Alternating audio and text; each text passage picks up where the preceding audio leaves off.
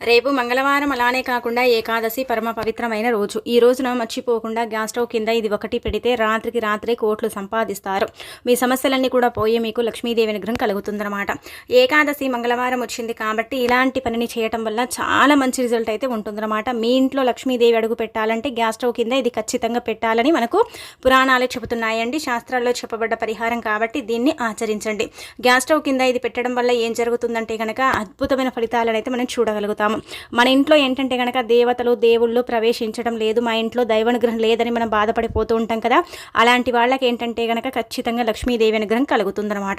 ఆ తల్లి యొక్క అనుగ్రహంతో సకల శుభాలు చేకూరుతాయని చెప్పొచ్చు. అసలు ఈ పరిహారాన్ని ఎలా చేయాలో తెలుసుకునే ముందు ఒక చిన్న రిక్వెస్ట్ అండి, వీడియోని పూర్తిగా చూడండి, నచ్చితే లైక్ చేయండి, కొత్తగా చూస్తున్నట్టయితే సబ్స్క్రైబ్ చేసుకోండి. నార్మల్గా ఏంటంటే కనుక రేపు ఏకాదశి కదా, ఉదయాన్నే లేచి శుచిగా స్నాన కార్యక్రమాలు చేసుకుని ఇంటిని వాకిలిని శుభ్రం చేసి పూజ గదిలో వెంకటేశ్వర స్వామిని పూజించుకోండి. అంటే విష్ణు రూపం వెంకటేశ్వర స్వామి కదండి, కాబట్టి వెంకటేశ్వర స్వామి పటానికి ఏంటంటే కనుక క్లీన్ చేసిన తర్వాత మీ దగ్గర ఉండే పుష్పాలు, ఏ పుష్పాలు ఉంటే ఆ పుష్పాలను తీసుకొని చక్కగా అలంకరణ చేసుకోండి. అలానే కాకుండా తులసి దళాలు కూడా మనకు లభిస్తాయి కాబట్టి తులసి దళాలను కూడా తీసేసుకొని స్వామివారికి సమర్పించి అనంతరం వచ్చేసి ఏంటంటే పిండి దీపం పెట్టండి. ఎందుకంటే ఏకాదశి కాబట్టి పిండి దీపం పెడితే చాలా మంచిది. అలా కుదరకపోతే నార్మల్ దీపం డైలీ ఎలా పెడతారో అలా పెట్టేయండి, సరిపోతుంది. ఇలా దీపారాధన చేసిన తర్వాత మీరండి ఒక కొబ్బరికాయ కొట్టండి. ఖచ్చితంగా మంగళవారంతో కలిసి వచ్చిన ఏకాదశి తిథి రోజున కొబ్బరికాయ కొడితే చాలా మంచిదని పురాణాలు చెబుతున్నాయన్నమాట.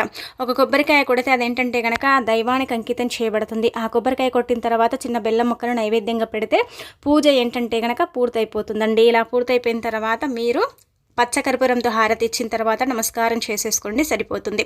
ఇక అనంతరం వచ్చేసి ఇంకొకటి ఏంటంటే కనుక తులసి కోటను కూడా పూజించడం ఆరాధించడం చేయాలి. ఎందుకంటే లక్ష్మీ రూపమే తులసి మొక్క కాబట్టి ఈ విధంగా మనము లక్ష్మీ రూపంగా భావించుకుని పూజించుకుంటూ ఉంటాం. కావున ఇలా తులసి మొక్కకి ఏంటంటే కనుక నీటిని సమర్పించడం, దీపారాధన చేయటం, అగరబత్తులు వెలిగించడం ఇవన్నీ కూడా చేస్తే చాలా మంచిదనమాట. ఇలా ఈ విధంగా మీరు పాటించండి, సరిపోతుంది. ఇక ఈ విధంగా సింపుల్గా ఇంట్లో పూజ చేసుకోండి.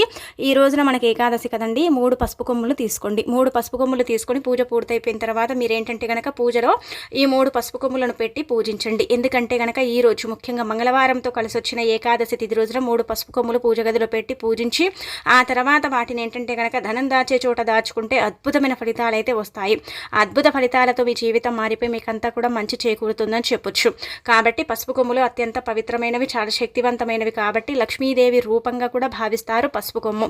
పసుపు కొమ్ముకి ఏంటంటే కనుకనండి చాలా వరకు కూడా ఏంటంటే ధనాన్ని ఆకర్షించే శక్తి ఉంటుందన్నమాట. పసుపు కొమ్ము మంగళకరమైనది, శుభకరమైనది, శుభాలను సూచిస్తుంది, అశుభాలను దూరం చేస్తుంది. పసుపు ఏంటంటే చాలా పవిత్రతను కలుగుంటుంది కాబట్టి పసుపు కొమ్ముతో పరిహారం చేస్తే తప్పకుండా ఫలితం వస్తుందన్నమాట. నార్మల్గా మంగళవారం పూట పసుపు కొమ్ములతో మనం పరిహారం చేస్తామండి. మంగళవారం చాలా అంటే శక్తివంతమైనది, ఏకాదశి కలిసి వచ్చింది కాబట్టి ఈ రోజున ఇలా 3 పసుపు కొమ్ములు పూజించుకొని బీరువాలో పెట్టవచ్చు. ధనం దాచే చోట అంటే దాచుకోవచ్చు. మీరు వ్యాపారం చేసే చోట ఏంటంటే కనుక గల్లా పెట్టెలు ఉంటాయి కదా, అక్కడ కూడా పెట్టుకోవచ్చు. వ్యాపారం అనేది ఏంటంటే బాగా సాగుతుంది, ధనానికి లోటు అనేది రాదనమాట. అందుకే మీరు ఇలా పసుపు కొమ్ములతో ఈ పరిహారం కూడా చేసేసుకోండి, సరిపోతుంది. పసుపు కొమ్ములు ఒకవేళ మీ ఇంట్లో ఉంటే ఆ పసుపు కొమ్ములు తీసేసుకొని కూడా పెట్టుకొని పూజించుకోవచ్చు. అలా కూడా ఫలితాలు అయితే వస్తాయన్నమాట. ఇలా పసుపుతో కంటే కూడా పసుపు కొమ్ములకు అతీత శక్తి ఉంటుంది ఈ రోజున ముఖ్యంగా. అందుకే ఈ విధంగా ఆచరించేసుకోండి. ఇక ఆ తర్వాత గ్యాస్ పొయ్యి దగ్గర ఇది ఒకటి పెట్టుకోండి. అంటే గ్యాస్ పొయ్యి కింద పెట్టడం వల్ల ఏం జరుగుతుందంటే కనుకనండి లక్ష్మీదేవి మన ఇంట్లో తిష్ట వేసుకుని కూర్చుంటుంది. మనం ఏంటంటేనండి మన ఇంట్లో ముఖ్యంగా జ్యేష్ఠాదేవి నివసిస్తూ ఉంటుంది. జ్యేష్ఠాదేవి నివసిస్తే ఎలాంటి సంకేతాలు ఉంటాయంటే కనుక ఇంట్లో తరచుగా చెడు వాసన వస్తూ ఉంటుంది, ఇంట్లో మాడిపోవటం, ఇంట్లో ఎప్పుడు కూడా ఏడుస్తూనే ఉంటారనమాట. పిల్లలు కాకపోతే మనం కాకపోతే పిల్లలు ఇంకా ఏడుస్తూనే ఉంటారనమాట. ఇంట్లో భార్యాభర్తలకు పడకపోవటం, తీవ్రమైన ఇబ్బందులు రావటం, ఇంకా ఏదో ఒకటి ఇంటి పరంగా సమస్య అనేది క్రియేట్ అవుతూనే ఉంటుంది, వస్తూనే ఉంటుంది, ఇబ్బంది కలుగుతూనే ఉంటుంది. మనం ఎంత ఇంట్రెస్ట్ పెట్టి వంట చేసినా కానీ ఆ వంటకు రుచి ఉండదు, పచ్చి ఉండదు. అది ఎందుకు చేస్తామో కూడా మనకు కొన్నిసార్లు అర్థం కాదు. చేయాలని ఇంట్రెస్ట్ అంటే ఉంటుంది, చేసిన తర్వాత ఏంటంటే ఆ వంటకు అస్సలు ఏంటంటే రుచి ఉండదన్నమాట. అలాంటప్పుడు మనకు చాలా చిరాకు వచ్చి మనం ఏంటంటే కనుకనండి చాలా వరకు కూడా ఇరిటేట్ అయిపోతాము. అంటే గట్టిగా పిల్లలపై భర్తపై అరుస్తూ ఉంటాము. అలా కూడా ఎందుకు జరుగుతుందంటే కనుక మీ ఇంట్లో జ్యేష్ఠాదేవి ఉంటేనే ఇలా జరుగుతుంది. ఉన్నట్టుండి సామాన్లన్నీ కూడా ఏంటంటే కనుక పడిపోవటం, పెద్ద శబ్దం రావటం, అలానే కాకుండా చెడు వాసన రావటం, ఇలా మాడిపోవటం, ఇలాంటివన్నీ కూడా సర్వసాధారణంగా జ్యేష్ఠాదేవి ఇళ్లలో ఉంటే జరుగుతాయన్నమాట. ఆ జ్యేష్ఠాదేవిని ఇంటి నుంచి మరి బయటికి పంపిస్తేనే కదా మనకు మంచి ఫలితాలు ఉంటాయి. అందుకే జ్యేష్ఠాదేవి మీ ఇంట్లో నుంచి వెళ్ళిపోవాలంటే గ్యాస్ పొయ్యి దగ్గర ఇది ఖచ్చితంగా పెట్టాలి. మనకేంటంటే కనుకనండి నార్మల్గా చెడు ఎక్కడ కూడా ఏముండదండి, మన వంటగదిలోనే ఇంట్లోనే అధికంగా ఉంటుంది. ఎందుకంటే తిన్న కంచాలు సమయానికి కడగం, అలానే సింక్ దగ్గర ఎలా పడితే అలా వేసేస్తాము. ఇవన్నీ కూడా కొంచెం గజిబిజిగా గందరగోళంగా ఉంటుంది. కొంతమంది అయితే స్టవ్ మీద ఏదైనా ఒలిగిపోతే అది తూడ్చడే అలాగే వంట చేస్తూ ఉంటారు. కొంతమంది ఏంటంటే కనుక నీట్నెస్గా పెట్టుకుంటారు. ఇలా మీరు ముఖ్యంగా అండి ఈ విధంగా ఏంటంటే నియమాలు అయితే ఖచ్చితంగా ఆచరించుకోవాలి. అలాగే కాకుండా ఇంకొకటి ఏంటంటే కనుక ఇప్పుడు చెప్పే పరిహారం చేసుకోండి. ఒక పళ్ళెం తీసుకోండి, అంటే చిన్నది ప్లేట్ తీసుకోండి. అందులో ఒక స్పూన్ అన్ని ఆవాలను పోసేయండి. అలా ఆవాలను పోసేసిన తర్వాత అర స్పూన్ అంతా రాళ్ళ ఉప్పు పోసి ఒక నిమ్మకాయకు బొట్టు పెట్టి దాంట్లో పెట్టి కుంకుమ పసుపు పోసేసి అదేంటంటే కనుక గ్యాస్ పై కింద పెట్టండి. ఇలా పెట్టేసిన తర్వాత సంకల్పం చెప్పుకోండి. అంటే జ్యేష్ఠాదేవి ఇంట్లో నుంచి బయటికి వెళ్ళిపోయి లక్ష్మీదేవి మీ ఇంట్లో అడుగుపెట్టి మీకు చక్కటి యోగాన్ని అంటే కలిగించాలి. ఎలా అంటే కనుక ఆ ఇంట్లో అంతా కూడా మంచి జరగాలి, మంచి ఫలితాలు ఉండాలి. ప్రతి ఒక్కరు కూడా ఇదే కోరుకుంటారు కదండి.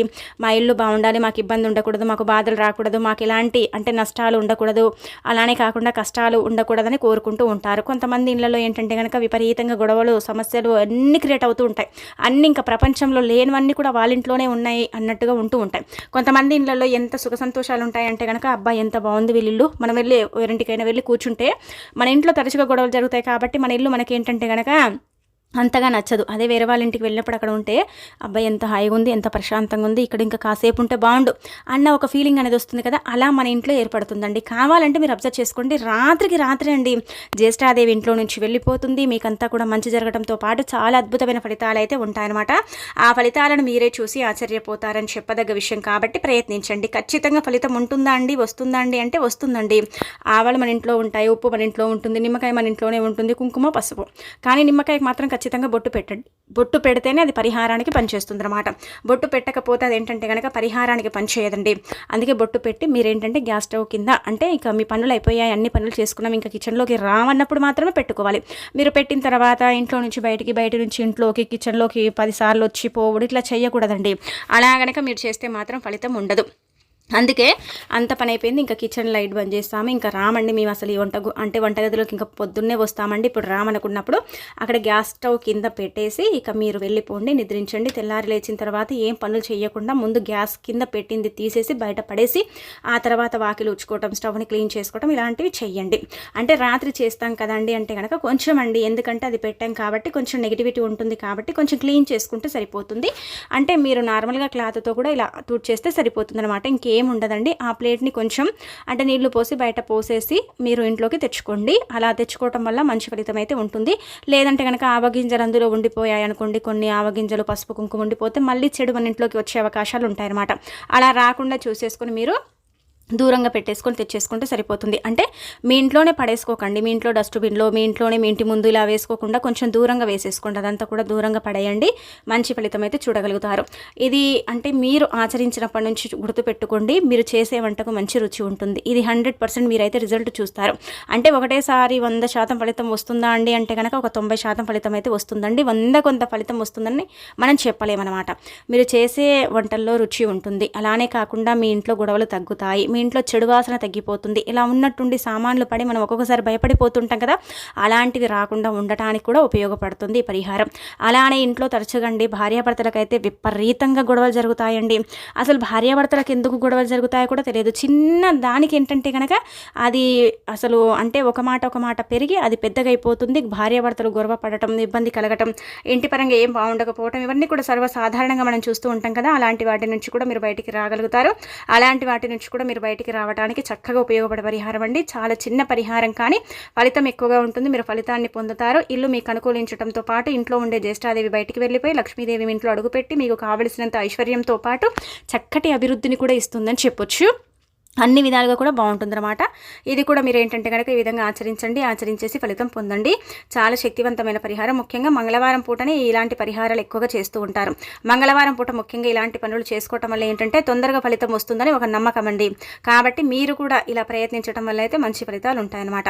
అలానే మీరేంటంటే కనుక ఎవరికి చెప్పకండి, ఇలా చేసుకున్నాం, ఇలా చేస్తేనే మాకు ఫలితాలు వచ్చాయని కనుక మీరు చెప్పుకుంటే ఏం పెద్దగా ఫలితం అయితే ఉండదు. మీరు చేసిందంతా కూడా వేస్ట్ అయిపోతుంది. చెప్పకండి. అంటే పూర్తిగా మనం ఫలితం పొందిన తర్వాత తర్వాత చెప్పుకుంటే బాగుంటుంది. కానీ మనకు సగం సగమే ఫలితం వచ్చింది కదా, మొత్తం రాలేదు కదండి. ఇప్పుడు ఈ మంగళవారం చేస్తే మళ్ళీ వచ్చే మంగళవారం ఇంకొకసారి చేసుకోండి. అలా మీకు అప్పుడు ఏంటంటే కనుక 100% ఫలితం వస్తుంది. ఒక్కసారి చేసి మీరు చెప్పుకుంటే మీకేం ఫలితం అనేది రాదనమాట. అందుకే అలా చెప్పకుండా మీరు మొత్తం చేసుకున్న తర్వాత చెప్పుకుంటే సరిపోతుంది. ఇదేంటంటే మొదటి పరిహారం అండి. ఇది మంగళవారం పూట అందరూ ఆచరించే పరిహారం. మీరు కూడా చేసుకోవటం వల్ల అయితే మీళ్ళు మీకు అనుకూలిస్తుంది అనమాట. ఇక మనం ఏంటంటే ఇంకొకటి, రేపు ఏకాదశి కదా, మరి మంగళవారం కదా, ఈ పనిని చెయ్యండి. పచ్చకర్పూరం వెంకటేశ్వర స్వామికి చాలా ఇష్టం కదండి. వెంకటేశ్వర స్వామికి అంకితం చేయబడుతుంది పచ్చకర్పూరం. అందరి ఇళ్లలో పచ్చకర్పూరం అనేది ఉంటుంది, ఉండదు అన్న ఏమీ లేదనమాట. అందరి ఇళ్లలో ఉంటుంది, అందరూ పెట్టుకుంటూ ఉంటారు కదా. అలాంటప్పుడు ఏంటంటే కనుక మీరు రేపు పూజ చేసేటప్పుడు కొంచెం చిన్న అంగుళం ముక్క పచ్చకర్పూరం తీసేసుకొని ఏంటంటే పూజ చేసేటప్పుడు అండి, మీరు హారతి ఇచ్చిన తర్వాత మీ పూజా కార్యక్రమాలు అయిపోయిన తర్వాత ఆ పచ్చకర్పూరాన్ని ఏం చేయండి అంటే కనుక వెంకటేశ్వర స్వామి పటం ముందు పెట్టి పూజించుకున్న తర్వాత దాన్ని తీసి మీ పర్సులో పెట్టుకుంటే రూపాయి లేని దగ్గర 10 రూపాయలు పుడతాయి, రూపాయి కూడా రావటం లేదన్న దగ్గర 10 రూపాయలు వస్తాయన్నమాట. మనకు అంత బాగా ఉపయోగపడుతుంది పచ్చకర్పూరం. కాబట్టి ఇలా మీరు అంటే ముఖ్యంగా పర్సులో పెట్టుకోండి పచ్చకర్పూరం. ఆ తర్వాత అందరిలో పచ్చకర్పూరం ఉంటుంది కాబట్టి ఆ పచ్చకర్పూరాన్ని ఏంటంటే కనుకనండి ఈ చోట్లలో పెట్టుకోవడం వల్ల అయితే అద్భుతం చూస్తారని చెప్పొచ్చు. ముఖ్యంగా మీరు ఏంటంటే కనుక పచ్చకర్పూరం ధనం దాచే చోట ఎప్పుడు కూడా అండి చేతితో మెదిపి చల్లుతూ ఉండాలి. అలా చల్లటం వల్ల పచ్చకర్పూరం కొంచెం వాసన ఎక్కువగా కలిగి ఉంటుంది కాబట్టి అక్కడ ఏంటంటే కుబేర స్థానంగా భావిస్తాం కాబట్టి అక్కడ లక్ష్మీదేవి ఉంటుందన్నమాట. లక్ష్మీదేవి అక్కడే తిష్ట వేసుకుని కూర్చుంటుంది కాబట్టి అక్కడ ఏంటంటే పచ్చకర్పూరం పొడి చల్లుతూ ఉండండి. బంగారం పెట్టే దగ్గర, డబ్బు పెట్టే దగ్గర ఇలా చల్లుతూ ఉంటే ఏమవుతుందంటే కనుక లక్ష్మీదేవి అక్కడ నివసిస్తూ ఉంటుందని పురాణాలు చెబుతున్నాయన్నమాట. అలానే కాకుండా ఇంకొకటి ఏంటంటే కనుక మీరండి ముఖ్యంగా ఇలా భార్యాభర్తలకు గొడవలు జరుగుతున్నాయి, ఇబ్బందులు వస్తున్నాయని మనం అన్నాం కదా. అక్కడ ఏంటంటే పడుకునే దగ్గర మీరు ఎప్పుడు కూడా అండి కొంచెం పచ్చకర్పూరం, ఇలా మనకు వెంటిలేటర్స్, విండోస్ ఉంటూ ఉంటాయి, కబోర్డ్స్, ఇక్కడ ఎక్కడైనా సరేనండి పర్వాలేదు. అక్కడ ఏంటంటే కొంచెం అంత అంటే పచ్చకర్పూరం పెట్టి ఉంచండి. అక్కడ ఏం జరుగుతుందంటే కనుక చెడు అనేది రాదండి, మంచి మాత్రమే ఉంటుందన్నమాట.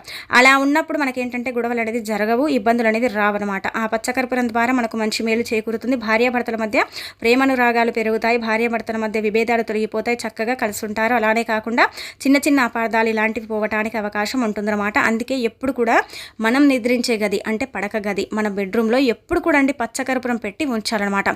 మీరేంటంటే కనుక పెద్ద అంగుళం ముక్క అంటే చిన్న అంగుళం ముక్కలు ఇలాంటి ఏం అవసరం లేదు, చాలా చిన్నదండి, కొంచెం అంత కొద్దిగంత పెట్టేసుకుంటే సరిపోతుంది. అది ఆరిపోతూ ఉంటుంది కాబట్టి మీరు చూస్తూ ఉండండి, మారుస్తూ ఉండండి.